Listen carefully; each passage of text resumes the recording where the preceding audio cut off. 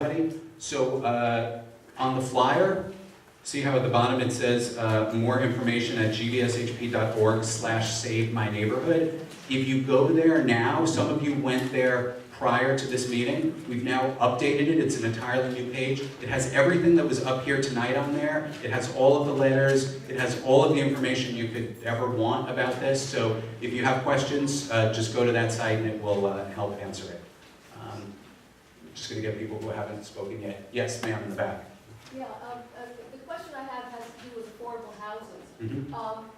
It occurred to me after listening to the gentleman in the front, if there are people living in the buildings that are possibly going to be raised, is that affordable housing that is going to be going away? That's my first question. And the second question has to do, how do they define affordable housing? I mean, is it for middle class, middle income, or is it for formerly homeless people? No. That's a big difference. Two very good questions. So on the first one, it's hypothetical, so we can't say in this case if there were a development on this site, the affordable housing would or wouldn't be lost. But here's what I will tell you. On East 11th Street, those 5 buildings that we fought to save, there were rent-stabilized units in there. There were long-term residents in there. We made that very clear to the mayor. He did not care. So he wants to build the new stuff but not keep the old stuff. Right. Now, he said that according to the developer, the only remaining long-term tenants were moved into another nearby building and given permanent homes. I don't know if that's true or that's not true. But the fact of the matter is that yes, there will be cases where when these buildings go, you're going to lose good long-term housing stock that is reasonable and affordable. Unfortunately, that by itself has not convinced the mayor to do the right thing. And that's why we're here tonight talking about what we're talking about. Anybody who hasn't asked a question yet, and then I'll get to folks who already have. Sir, in the back. Are you saying then that 827 is a fait accompli? It is not a fait accompli because they haven't demolished the building yet and they haven't built the new building yet. That said, it would have to be delayed considerably and not move forward in a variety of different ways at all. It would have to sort of stay more or less as is for a pretty long period of time. Now, I will tell you this, we've been in similar positions where we've fought to get a zoning change or landmarking because of some immediate threats, and we've said exactly what we said to people here tonight. You can't think about it just in terms of what the immediate threat is, you have to think about long-term, because there's a good chance you're not going to be able to stop the stuff that's on the horizon right now.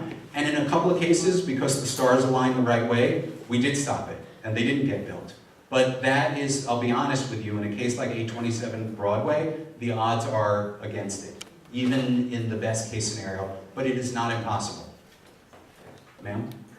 NYU is a very large and influential neighbor, Mm-hmm. and so I would think that they would be taking a position of wanting this tech hub to go in on 14th Street. They have forms up there. It will be, I think, a great addition to the NYU community. So how are you going to counter that?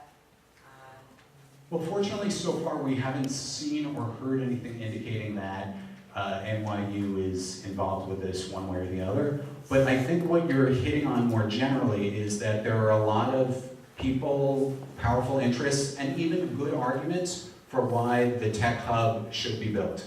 That is absolutely true, and that is why the strategy that we're taking is it's okay if it's built if these other very necessary protections for the surrounding neighborhood come along with it. So, and that's why the mayor wants to build it, because there are powerful people who are saying, I want this tech hub to happen.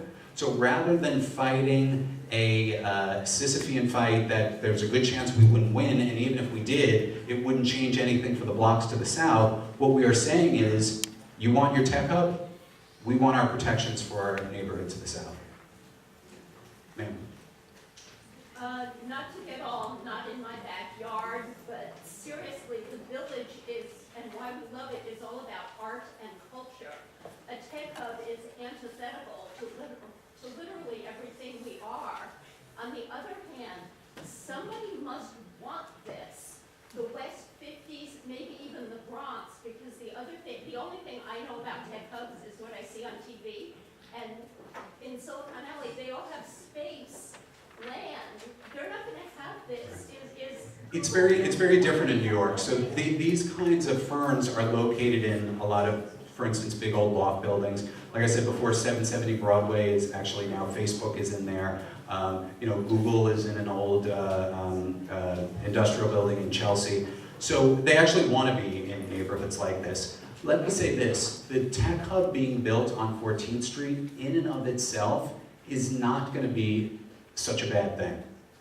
What would be a bad thing is if it's built without protections for the area to the south, where we turn everything in those blocks to the south of it into a mirror image of that in terms of hotels, high-rises, luxury condos, that will be accelerated and transformed if that tech hub is approved. Now, even if the tech hub isn't approved, we're going to see that happen in this area without these protections anyway. Linking the tech hub to getting protections for the neighborhood is probably our only chance that we're going to get them. So even if you're feeling ambivalent about the tech hub, it's our only hope to save everything to the south of it. And if we get those protections, the tech hub really, I think, and I think a lot of other people I've spoken to, not such a big deal. Ma'am, Andrew, could you yes. tell us again how to go to the website and write the letters tonight? Sure. So if you look on the back of here, you can see it says, to tell the mayor and his team, go to gvshp.org/mayor. It'll call up a page that has an automatically generated letter that you can send to the mayor. All you have to do is enter your information and it'll send it out. It's really quick and easy. Similarly, to send letters to local elected officials, you just go to gvshp.org/elected. So very, very simple and easy. I'm going to just take 2 more questions and then we're going to wrap up because we promised we'd be done by 8. Sir? Yeah, you're ignoring one other thing that's going on right close by, which is the construction of Beth Israel Hospital and the replacement with a tiny, small hospital and center that's going on, and replacement with new buildings that Icon, whoever it is going to be putting up there. I don't know what they're going to do, but also right off Union Square. How this relates to what's going on over there. I'm not sure that like the L train shutdown, these are things that are clearly going to have an impact on the neighborhood. I'm not sure that this is going to change one way or the other, whether or not any of these buildings get built or whether or not the tech hub gets approved. So I hear you that that's a big concern for the neighborhood, both in terms of what gets built and what sort of health facilities we have in the neighborhood. But it's a little bit apples and oranges in terms of this stuff that we have to deal with on this front. Ma'am, last question. I'm reading the fire next step to help, coming out of your last line, oversized luxury condos, oversized luxury condos. And I just want to say in one quick word, this is the war on the middle class. You can't get on the train now. If you try to get on the number 6 or the F, or you try to go north in Manhattan, you can't take the train now. How are you going to take the train when all these more people come in? The other thing is, people, like, where's the art store, where these oversized luxury condos, they're gonna order Ubers, they're gonna have taxis, they're gonna order Fresh Direct delivered to their door, they're gonna have their laundry taken out and delivered to their Sure. door. Yeah, there's no denying that the kind of development that we're talking about here is going to have a big impact on the neighborhood. And that's why it's so critical that we do what we need to do now.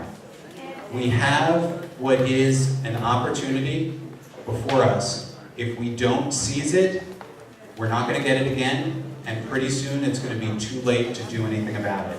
Certainly as long as this mayor is mayor, unfortunately, this is the only way that we can see that we're going to get the kind of protections that we want. So if you care about this, and if you're here, I'm sure you do, please work with us. We need you. We're only going to succeed if we show we have a huge army of people. So again, write those letters, come to the rally and demonstration on the 22nd, do Ask the Mayor with Brian Lair, and spread the word to all your friends and neighbors. We're going to be in touch with everybody about this, about next steps. don't hesitate to reach out to me personally at GDSHP or anyone over there if you have questions, if there's things that you want to do, if you want to talk about, sort of strategy, reaching out to people, anything. I'll have a few minutes before I get out of here tonight. I'm happy to talk to people as well, but this is going to be an ongoing campaign, and I hope you'll be there with us. Thank you very much for being here tonight.